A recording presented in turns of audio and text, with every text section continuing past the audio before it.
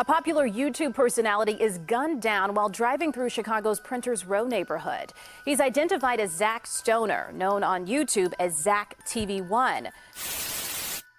A wave of shock is traveling through Chicago's hip-hop community. The death of Zack Stoner comes as a surprise. He considered himself a reporter who prided himself on showing the real and rough sides of Chicago streets. His real name was Zachary Stoner, and he's been friends with 4 Robinson for the past 3 years. Stoner, who was 30, was killed around 1:30 this morning on Clark near Polk. Robinson tells me his friend had just left a rap concert at Refuge just a few blocks away. You know, I'm hearing stories about they mad at him because he may have done interviews with certain rappers or whatever, you know, but that's not his fault for him doing his job.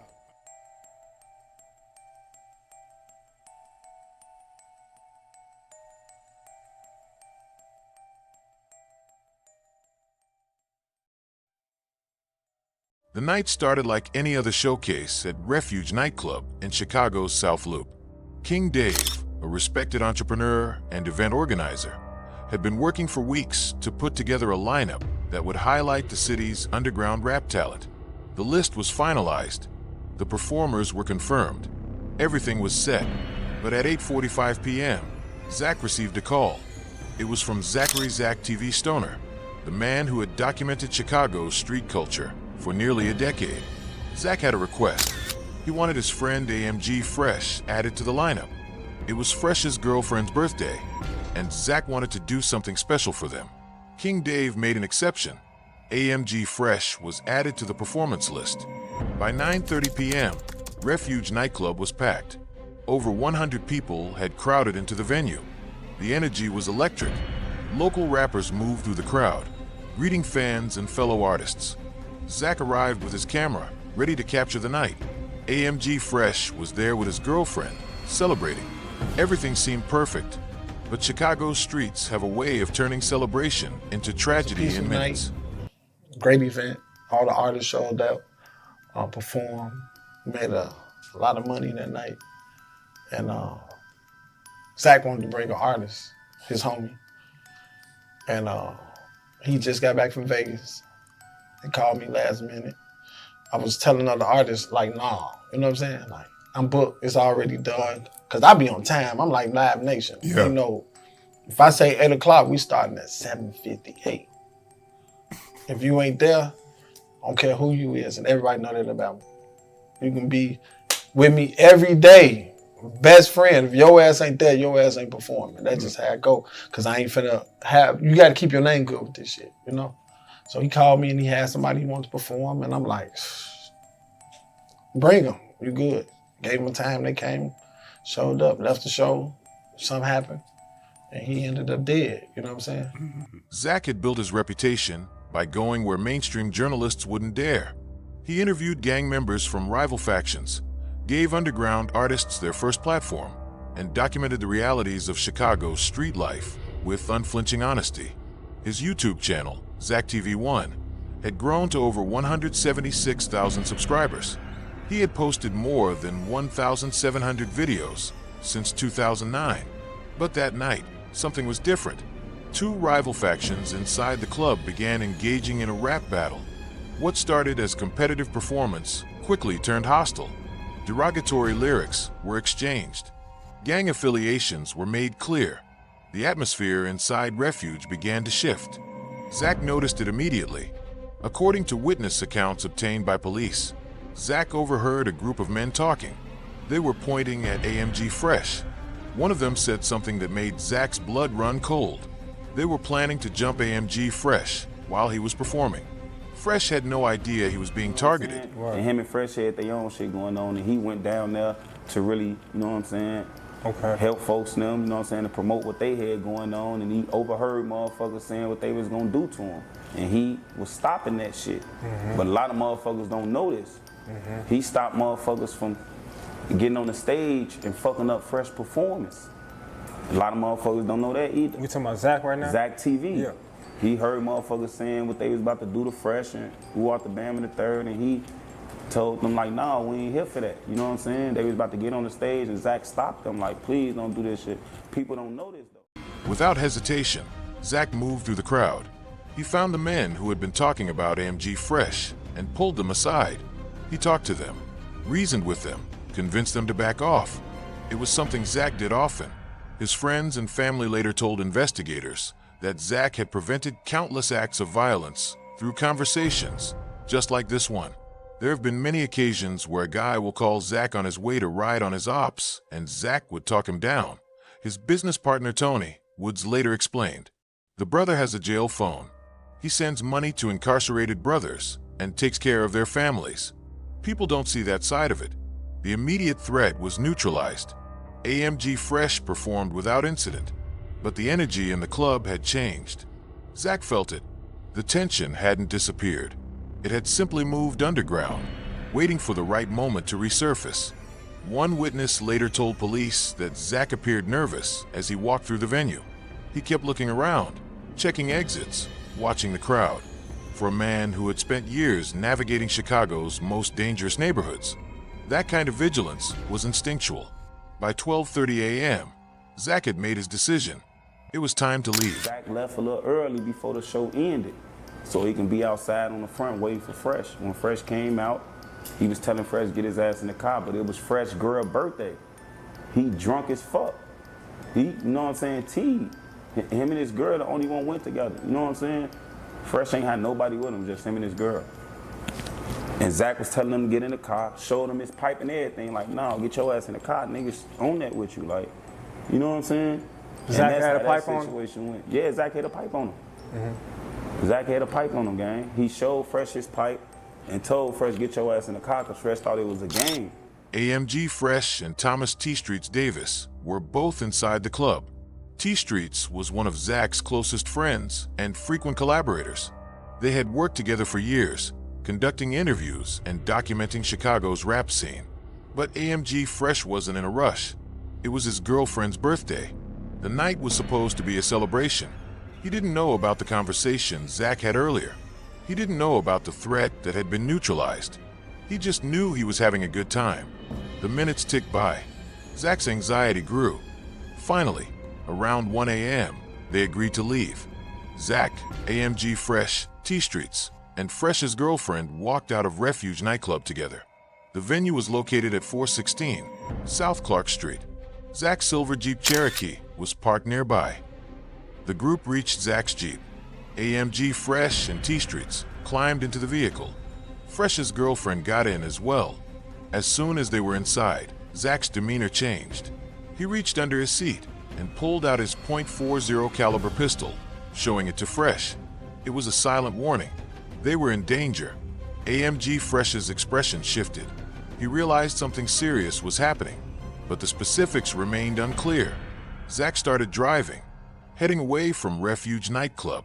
He drove 2 blocks north on Clark Street, looking for a safe place to drop off AMG Fresh and his girlfriend. At approximately 1:15 a.m., Zack pulled over near the intersection of Clark Street and Harrison. AMG Fresh's girlfriend got out and switched to her own vehicle, which was parked nearby. AMG Fresh followed her. Zack didn't immediately drive away. He needed to explain everything. He needed Fresh to understand how close things had come to violence back at the club. He wanted him to be careful, to stay alert, to understand that tonight wasn't over. Zack parked the Jeep and began explaining what had happened inside Refuge. He detailed the conversation he had overheard, the intervention he had made, the reason they needed to leave early. But while Zack was talking, something else was happening. The men from inside the club had followed them. They had seen what vehicle Zack was driving.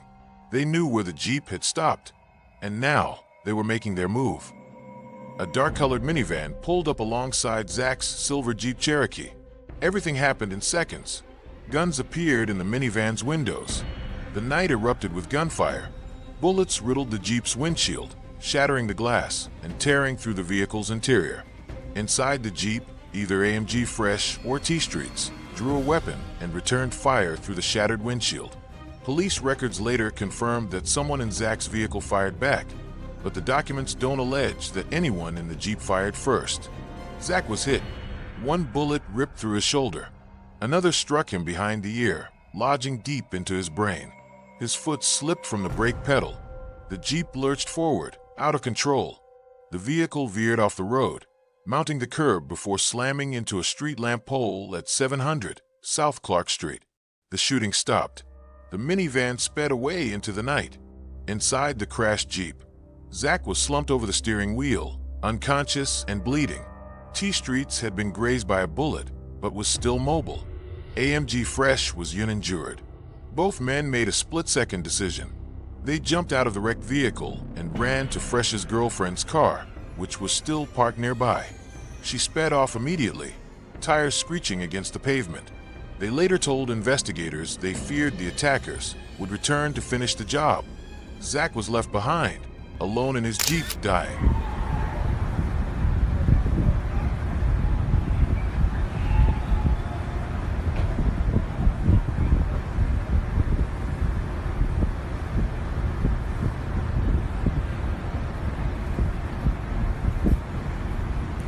Damn, some people just got murked. From a high-rise building nearby, a bystander had been recording. The footage captured the aftermath. The crashed Jeep sitting motionless against the pole, its windshield shattered, smoke rising from under the hood. At 1:35 a.m., Chicago police arrived at the scene. Officers approached the silver Jeep Cherokee and found Zachary Stoner in the driver's seat, slumped over and unresponsive. An officer checked his pulse. He was still alive. The officer also discovered Zack's .40 caliber pistol at his feet, underneath the driver's seat. The gun was fully loaded. Zack had never gotten off a shot. He never had the chance to defend himself. Paramedics rushed to the scene. Zack was extracted from the vehicle and transported to Northwestern Memorial Hospital, less than 2 miles away. Doctors immediately began working to save his life, but the damage was catastrophic. The bullet behind his ear had lodged in his brain. The wound was fatal. At 4:20 a.m. on May 30th, 2018, doctors at Northwestern Memorial Hospital pronounced Zachary Stoner deceased. He was 30 years old. News of his death spread quickly through Chicago's hip-hop community. Social media exploded with tributes. Rappers, journalists, and community members expressed shock and grief. Many couldn't believe that ZackTV, the man who had documented so much violence, had become another victim of it. The Chicago hip-hop community had lost one of its most important voices, but the story was far from over. You guys did a few interviews together, right? Yeah. R.I.P. Zack. R.I.P. ZackTV. When you heard about that news about him getting killed and saw the video and everything else like that, how did you feel? I felt like it was crazy, and whoever did this shit was some bitch-ass niggas. You feel me? Because Zack ain't did shit to nobody. So whoever did that to Zack was hating on Zack. You know what I'm saying? Because I don't know, from me knowing Zack and from everybody else knowing Zack, I ain't never heard of Zack to do no fucked up shit to nobody. You feel me? So I don't feel like it's no reason in this world you should even want to do shit to Zack. Like, Zack interviewed everybody, every hood. You see what I'm saying? Like, he's cool with everybody, so I don't feel like, I just feel like, shit, why would you want to do that to Zack? And once again, whoever did it, I just feel like they some bitch. In the days and weeks following Zack's death, Chicago police launched a comprehensive investigation. Detectives had multiple advantages. The shooting occurred on a downtown street lined with surveillance cameras. Witnesses had recorded the aftermath, and physical evidence was abundant. Investigators collected surveillance footage from cameras along Clark Street, video recorded by bystanders from high-rise buildings, cell phone location data from multiple suspects, ballistics evidence, including a bullet removed from Zack's brain, eyewitness testimony from people inside Refuge nightclub, the .40 caliber pistol found in Zack's Jeep. The Committee to Protect Journalists expressed concern that Stoner had been killed for his journalism. However, the fact that others were with him raised the possibility that he wasn't the intended target. Detectives began piecing together what happened inside Refuge nightclub that night. They interviewed witnesses who described the rap battle between rival factions, the hostile atmosphere, and Zack's nervous demeanor as he left. The investigation revealed that 2 of Zack's friends were passengers in his SUV when gunmen in a minivan attacked. One friend drew a gun and returned fire through the windshield. Records don't allege anyone in his SUV fired first. R.I.P. I was about to mention that. R.I.P. ZackTV. Real good dude, man. Did you guys have a relationship? Yeah, his dad did my first interview. He did your first interview? Yeah, I came to the hood, did it late night. Yeah, man. I've we texted each other a couple times here and there. He fucked with you. Yeah, man. I think we both admired each other. Between 2018 and 2019, Chicago police arrested 5 individuals in connection with ZackTV's murder. All 5 suspects were members of Southside Chicago's Perry Avenue gang, a faction of the Gangsta Disciples. They ranged in age from 19 to 22 years old at the time of their arrests. All 5 were arrested on probable cause of first-degree murder. 2018 present, T-Streetz never got to see justice for his friend. He was killed on June 8, 2018, the same day as Zack's funeral. An autopsy noted a tattoo across his back. It read ZackTV. AMG Fresh and his brother, Bell D, have maintained that the accusations against them were false and dangerous. In interviews, Bell D dismissed the setup rumors outright, saying that Zack, AMG Fresh, and T-Streetz were a team. According to him, the streets just wanted blood after Zack's death, and AMG Fresh and T-Streetz became easy targets. Sean Cotton, creator of Say Cheese TV and a friend of Zack's, felt the impact deeply. He had always understood the danger of their work, but after Zack's death, his perspective changed. Cotton began receiving weekly death threats.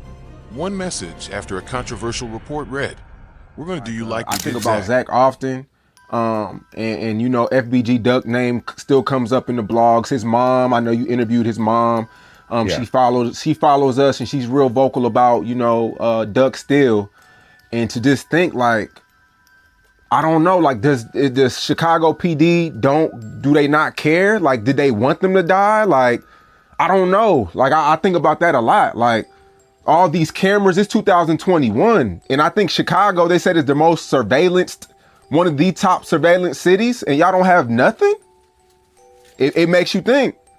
Many urban journalists and bloggers cite ZackTV as their inspiration, carrying on his mission of telling authentic stories from the streets. His work paved the way for a new generation of independent journalists, proving that the most powerful stories come from those willing to tell the truth, no matter the risks. Zack told the Chicago Defender newspaper in early 2018 that the young black men he interviewed were stuck in this box they wanted desperately to escape, despite tough exteriors that are obligatory in their worlds.